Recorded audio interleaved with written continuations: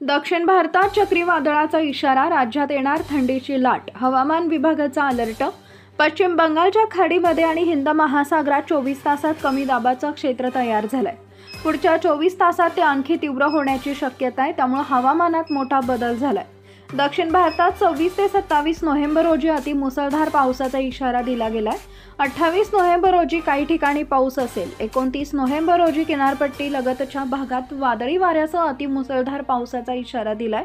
पश्चिम महाराष्ट्रात पुणे, कोल्हापूर, महाबळेश्वर या ठिकाणी साधारणपणे 2 ते 4 डिग्री पर्यंत तापमानाचा पारा घसरलाय, तर दिवस 2 डिग्रीनं तापमान वाढ झाल्याचं दिसतंय।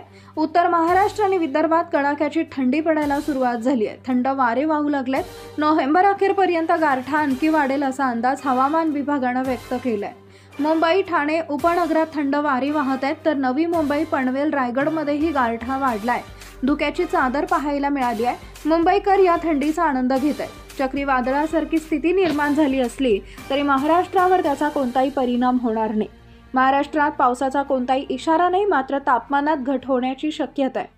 मराठवाड्यात पुढील काही दिवसांमध्ये किमान तापमान 10 अंश सेल्सिअस पर्यंत खाली येण्याचा अंदाज आहे, तर उत्तर महाराष्ट्र, विदर्भ आणि पश्चिम महाराष्ट्रातील जिल्ह्यांमध्ये थंडीचा कडाका वाढल्याचं पाहायला मिळतंय।